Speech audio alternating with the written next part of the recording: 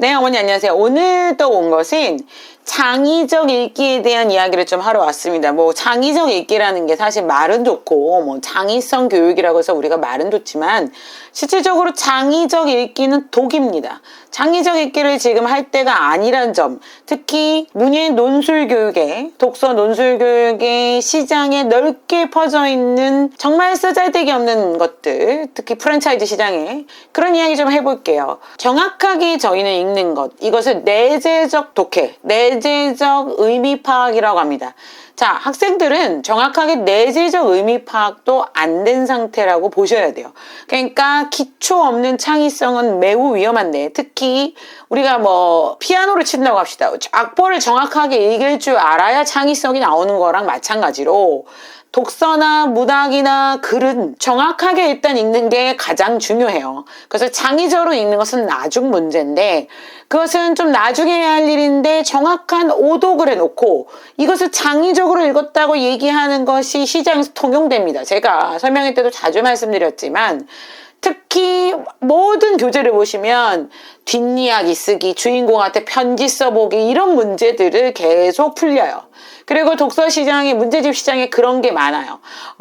내가 누가 되어서 설명해보기. 저는 이런 문제들이 사실 문제가 있다고 생각하는 사람이거든요. 물론 어떤 장단이 있는데, 옛날에 독서 교육을 그렇게 하면 좋은 줄 알았어요. 감정을 이입시키고. 근데 그러면 아이들이 거기다 답을 썼을 때 정확하게 그것은 틀렸다 맞았다를 말할 수 있어야 됩니다. 왜냐하면 작품을 내재적으로 정확하게 이해를 하고 나서 그 다음에 하는 그 활동에는 반드시 단서 조항이라는 게 있어요. 우리가 저희가 파리대항 하면서 했던 건데, 제가 딱 한번 그걸 픽션으로 쓰는 수업을 해봤는데, 파리대왕의 여러 상황 설정이 있어요. 인간의 일종의 악의 본성을 끌어낼 것, 그리고 인간이 문명을 잃어버린 상태, 그리고 소년들 몇 명이 며칠간 어디 갇혀 있을 것. 근데 그 문명의 도구 중에 스마트폰이 학생들에게 만약에 주어진다면 어떻게 이야기가 펼쳐질 것인가를 쓴 글이 있어요. 근데 그런 설정을 주는 이유는 파리대왕의 주제에 맞게 설정된 창작 글쓰기지, 그냥 마구잡이로 뒷이야기를 쓴다, 혹은 잭이 어떻게 됐을까, 래프가 어떻게 됐을까를 마구잡이로 쓴다, 이건 효과가 없어요. 특히 초등학생 교육에서 이런 것이 잘못 오용되고, 우와 너 되게 재밌게 썼다, 너 되게 특이하게 썼다, 이게 칭찬의 이유로 가는데, 제가 이거를 누누이 말했듯이 아무 말 대잔치 하는 거랑 진배 없습니다. 무조건 내재적 독해가 가장 중요해요. 정확하게 작품을 이해하는 훈련이 중요하지, 창의적 독서는 아예 안 읽는 게 나아요. 창의적 독해 안 하는 게 나아요. 창의적으로 읽지 말아요. 일단 내재적으로 메시지 중심으로 이해를 해야 되는데, 특히 이것은 입시와 문해력의 상관관계 때문입니다.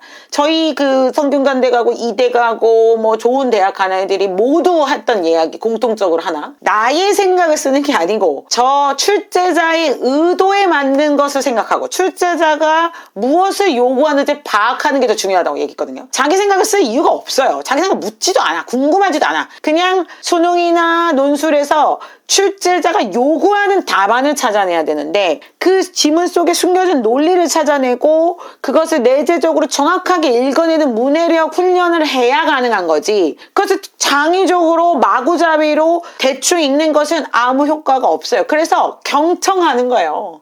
경청해야 돼요. 일단 저는 제가 하는 말을 받아쓰고 필기하고 칠판에 있는 거 필기하라고 할 정도로, 이해가 선행돼야 비판도 가능하다. 이해가 되지 않은 비판은 사실 아무 소용이 없어요. 여러분, 어머님들 사칙연산을 알아야 미적분을 알 거 아니에요. 사칙연산을 그냥 스킵하고 미적분을 푼다, 말이 안 되잖아요. 그거 똑같아요. 독서도 그런 식으로 사칙연산에 해당하는 독해가 있다는 거예요. 그게 내용에 대한 정확한 내용 파악과 줄거리 요약이죠. 그래서 아이들이 줄거리 요약을 못하니까 밑도 끝도 없이 베껴 쓰고, 무엇이 중요한지 모르니까 중요하지 않은 내용 다 갖다 쓰고, 그러다 보니까 몇 장 쓰고, 그러면 내가 지금 이제 처음 이야기 썼는데 벌써 천자가 넘어가야 선생님 어떡해요, 나중에 막 울고 그래요. 어린 학생의 경우. 그러니까 이게 왜냐면 쟁점 파악이 안 돼서 그래요. 그러면 그런 것들을 솔직하게 선생님하고 얘기하고 다시 고쳐보고, 뭐가 쟁점인지 사건 순서대로 나열해봐라, 시간 순서대로 나열해봐라, 장소 순서대로 나열해봐라, 이렇게 해서 계속 쟁점을 요약할 수 있게 가이드를 해주고 도와줘야 된다. 그럼 쟁점 불러주는 것도 아니고, 그렇게 계속 트릭을 잡아가지고 학생들에게 독해를 시켜줘야 된다는 거고. 그 다음에 주관적 해석은 입시에서 무조건 오답입니다. 관역을 맞춰야 돼요. 입시에서는 관역을 맞춰야 되는데, 관역이 어설프게 벗어나는 답들 때문에 등급이 다 갈리는 거예요. 아이들 보면 답이 다 두 개로 보인다. 이게 바로 정확한 독해가 안 되는 거고, 독서가 정확해야 되는 학생들은 영어에서 답 2개 보이는 일은 거의 없고, 그 다음에 모의고사에서 좀 어려운 문항에서 답이 2개로 보일 수 있으나 그것도 정확한 장악, 제시문 자각을 했을 때는 답이 2개로 보일 일이 없다라고 말하는 것이 좋은 대학을 간 학생들의 공통적인 증언이었습니다. 그 다음에 어려운 문장 끝까지 읽어내는 공부의 기초 체력을 확인해야 돼요. 그래서 제가 계속 말한 건 창의적 읽기 필요 없습니다. 내재적 읽기예요. 내재적 읽기를 가장 중요하게 여기고,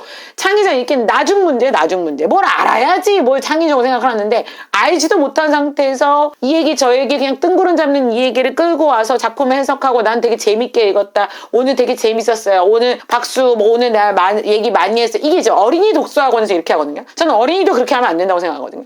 자그마한 손바닥 같은 이야기 하나에도 정확한 줄거리와 정확한 주제가 있고 정확한 논리가 있단 말이에요. 그 논리를 파악해서 요약을 몇 줄을 정확하게 하는 게 중요한데, 재미를 위해서 아이가 숨들고 발표하고 뭐 그것을 확장해서 해석해보면서 온갖 아무 말 대잔치를 해놓고 자기들이 잘했다고 생각하는 뿜뿜, 이게 문해력 교육의 가장 문제라고 생각하고, 그러한 프랜차이즈 교재가 진짜 문제라고 생각해요. 일단 어린이들 많이 쓰면 신나는데 그 내용의 실익을 따져봐야 돼요. 여기에 정확한 중요한 주장이 있느냐, 작품과 연관된 글을 쓰고 있느냐, 이런 걸 따져봐야 되고 논리정연하게 봐야 돼요. 그래서 작품에 나오지 않는 것은 다 무예요. 없는 겁니다. 작품에 정확하게 나타나지 않는 것을 갖다가 있는 것처럼 쓰고 해석하는 것은 다 오독에 가까운 것입니다.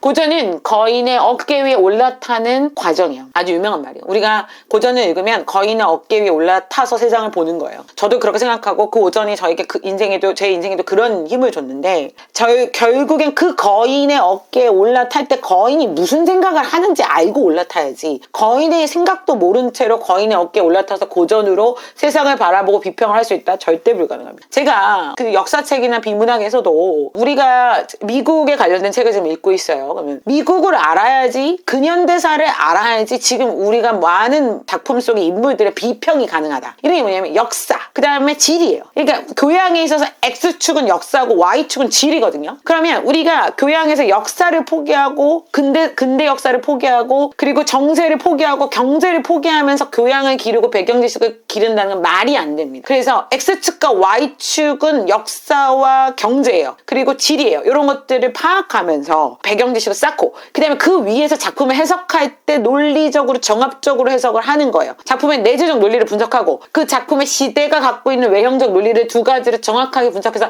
답을 내리는 게 중요하지, 창의적으로 읽고 이 뒷이야기 마련해보고 네가 거기에 마음대로 써봐라, 여기에 대해서 하고 싶으면 아무 말이나 해봐라, 이걸 통해서 하는 독해 시간은 재미는 있을 뿐 남는 게 없다. 그래서 빡빡하게 수업합니다. 저는 빡빡하게 수업하고 반드시 작품을 근거로 해석할 수 있는, 그냥 막 해석하면 제가 그 해석을 받아주질 않아요. 다 기각해버려요. 그래서 창의적으로 읽을 바에는 정확하게 읽고 정확하게 줄거리 요약하는 게 먼저입니다. 내재적 독해를 해야 돼. 그게 독해력이에요. 그거 먼저 하는 것이 일단은 수능에 중요하고, 그 다음에 그것을 확장하고 이런 것은 좀 나중 문제고, 그건 사실 지금 안 해도 돼요. 지금 할 일이 아닙니다. 정확한 내재적 독해를 통해 작품의 성관관계, 인관관계, 또 상하관계, 위계관계를 파악하고, 그 다음에 공간이 어디로 변했고 시간이 어떻게 변했는지를 정확하게 파악하고 요약하는 게 더 중요합니다. 내재적 읽기 훨씬 중요하지, 창의적 읽기 절대, 창의적 읽기에 관련된 모든 활동을 저는 중단해야 된다고 생각합니다.